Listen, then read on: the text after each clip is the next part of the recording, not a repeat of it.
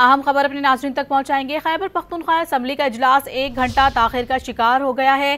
क्या वजूहात सामने आई हैं, जानेंगे डॉन न्यूज़ के नुमाइंदे आरिफ हयात से। आरिफ बताएगा, इजलास 1 घंटा ताखिर का शिकार हुआ है, वजूहात क्या हैं, शुरुआत कब से होगी?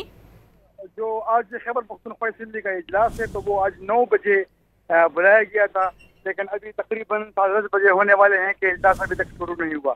जो मखसूस नशिस्तों के मेंबरान थे तो वो खैबर पख्तूनख्वा के ईवान में मौजूद हैं, अपने नशिस्तों पर विराजमान है। आज उनसे हलफ लिया जाएगा, लेकिन अभी तक इजलास शुरू नहीं हो सका है और ये एक गैर यकीनी सूरत हाल जो है वो पैदा हो गई है खैबर पख्तूनख्वा असम्बली में।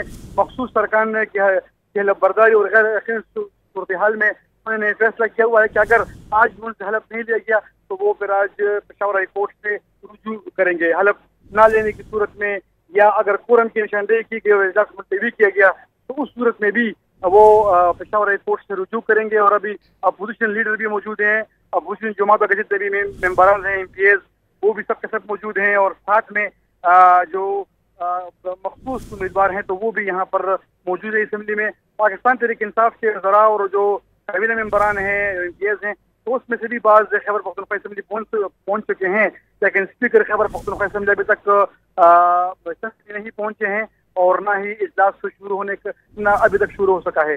ईवान में घंटियां बज रही हैं, इन्हें इंतजार किया जा रहा है कि इजलास शुरू होगा, लेकिन तकरीबन 1.5 घंटा हो गए हैं कि अभी तक इजलास शुरू नहीं हो सका है और काफी गैर यकीनी सूरत हाल खैबर पख्तूनख्वा ईवान में इस वक्त पैदा हो गई है। 9 बजे पेशावर असम्बली का इजलास शुरू होना था, ताहम इस वक्त भी इजलास शुरू नहीं हुआ है। वाज़ेह है कि कोरम की निशानदही पर इजलास मुलतवी हो गया तो हलफ नहीं होगा। और तफसीलात अपने नाज़रीन को बता रहे हैं मज़ीद भी इस हवाले से कि सुबह 9 बजे का वक्त दिया गया था पेशावर असम्बली के इजलास से मुतालिक, ताहम 1.5 घंटे का वक्त गुजर चुका है और इजलास अभी तक पूरा नहीं हुआ है, इजलास शुरू नहीं हुआ है। स्पीकर पेशावर असम्बली इजलास के लिए वहाँ पर नहीं पहुँचे हैं, घंटियाँ बजाई जा रही हैं।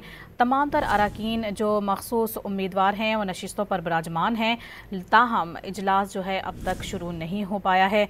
मखसूस अरकान की हलफ बर्दारी गैर यकीनी की सूरत हाल का शिकार है। इस वक्त वाज़ेह है कि कोरम की निशानदही पर इजलास मुलतवी हो गया तो हलफ भी नहीं होगा, जबकि हलफ बर्दारी ना होने की सूरत में अपोजिशन ने सीधा हाई कोर्ट जाने का फैसला कर लिया है। इससे मुतालिक मज़ीद तफसीलात बताए थे आरिफ हयात। आप बहुत शुक्रिया आपका।